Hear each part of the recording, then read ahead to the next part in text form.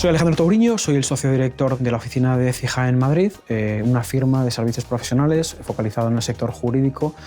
Somos una firma que presta servicios en todos los ámbitos del derecho, pero con un foco muy especial en todo lo que tiene que ver con tecnologías de la información, con protección de datos y con privacidad. Cuando yo accedo a un sitio web y ese sitio web me incluye un banner en su página, normalmente en su parte inferior, y me dice que ese sitio web tiene cookies o mecanismos de seguimiento del usuario, lo que van a hacer es que van a monitorizar mi navegación. De esa navegación se van a derivar una serie de gustos, lo que se conoce como segmentación y profiling. ¿Qué va a significar eso? Que si yo ahora estoy de una manera recurrente viendo una tipología de coches específicos, cuando yo me vaya a ver un contenido distinto, posiblemente me sigan anunciando esos coches. Esto no va a cambiar, digamos, de manera radical, pero sí es cierto que todo lo que tiene que ver con la obtención de los consentimientos se va a reforzar y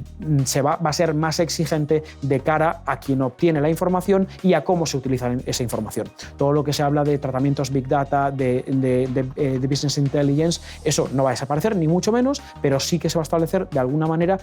pautas ciertas y claras a cómo esos agentes van a poder explotar esos datos. Para mí estamos en un momento clave de cambio. Es decir, estamos en un momento donde partimos de un ecosistema casi diría que asentado, sólido y conocido por todos, marcado por una ley y un reglamento de desarrollo, a una norma que será igual para todos los europeos. Esa norma obviamente pone en común un montón de patrones y de consensos que existen en 28 países distintos de la Unión. Y esa nueva norma, que no requiere de ley, en realidad va a tener a su vez otra ley que va a clarificar determinados elementos. Esa es la nueva ley orgánica que se encuentra ahora en trámite parlamentario. El cambio de ecosistema, de ese régimen rigorista a ese nuevo régimen de madurez de cumplimiento que establecen el nuevo reglamento y la ley orgánica, van a suponer un gran cambio para gran multinacional, para empresa mediana y también para pequeña empresa. Yo creo que es una cuestión de concienciación de todos, de usuarios y de compañías, el aglutinar cuáles son las pautas y los usos razonables a efectos de que lo que ha buscado el legislador europeo se lleve a la práctica a través de esta nueva norma que tenemos sobre la mesa.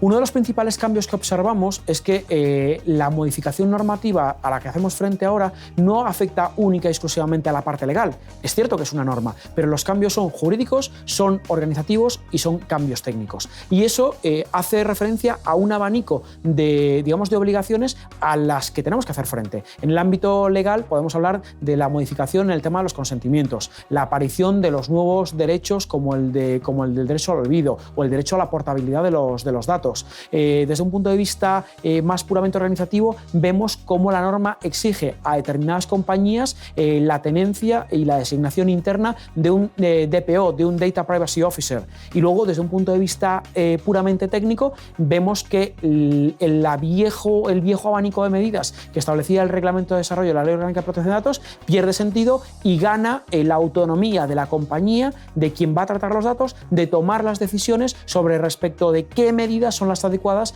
a la finalidad de los tratamientos que va a realizar. Con lo cual, no perdamos de vista que no se trata de un único enfoque, sino un enfoque jurídico, organizativo y también técnico. El marco general europeo, el reglamento europeo, marca 3 supuestos donde será exigible tener un DPO y ahí, sobre todo, afecta a gran multinacional o a compañías que hacen un tratamiento masivo en materia de protección de datos. Sin embargo, la ley orgánica española lo amplía a otros muchos supuestos, por ejemplo, a prestadores de servicios de la sociedad de la información, con lo cual parecería entenderse que cualquier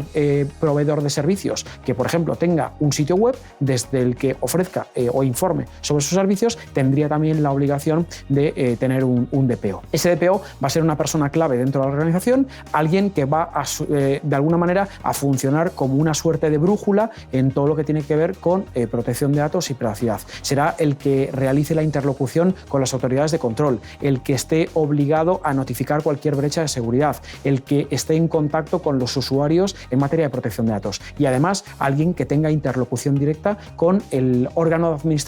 y el órgano decisorio dentro de la compañía. Tradicionalmente, las pequeñas empresas han identificado todo lo que tiene que ver con protección de datos desde un punto de vista muy rigorista y muy formal,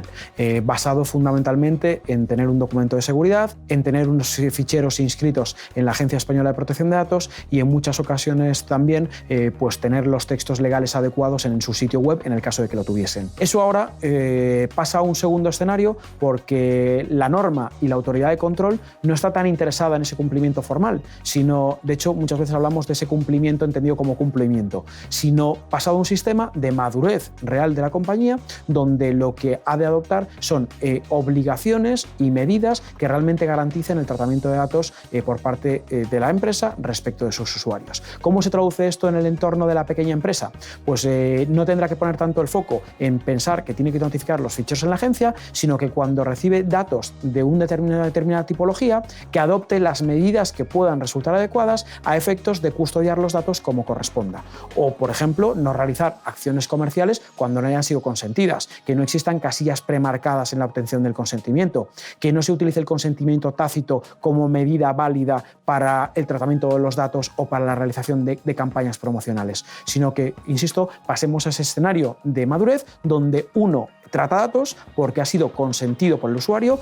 sabe las finalidades para las que han sido obtenidos sus datos y, sobre todo, en el plano de la explotación de los datos, que implementemos medidas adecuadas a objeto de dar cumplimiento a lo que establece la norma. Nos encontramos en un momento donde, cuando se produce una infracción en materia de protección de datos, por ejemplo, porque un tercero ha accedido a nuestra base de datos sin nuestro consentimiento o porque, por el motivo que sea, se ha producido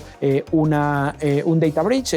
una fuga de datos dentro de la organización, a fecha de hoy no existe la obligación normativa de notificarlo a la Agencia Española de Protección de Datos, ni existe la obligación de informar al usuario. Y esto es un cambio que nos vamos a encontrar ahora con el nuevo reglamento europeo, porque se establece que en un periodo máximo a 72 horas desde que se tiene conocimiento de ello, se notifique a la autoridad de control y, además, se notifique en determinadas ocasiones a los usuarios. Y ahora nos movemos a un ecosistema que es distinto, un ecosistema donde se me permite hacer cosas, pero se me exige el establecer una serie de medidas que sean adecuadas a ese tipo de tratamientos que yo voy a realizar. Y claro, la compañía lo que tiene que adoptar son las medidas, por ejemplo, en materia de cifrado y de anonimización, que sean adecuadas al tratamiento que yo voy a realizar. Y los datos no siempre tienen ni la misma consideración, ni el mismo impacto, ni el mismo alcance. No es lo mismo un dato de salud que yo pueda tener que un dato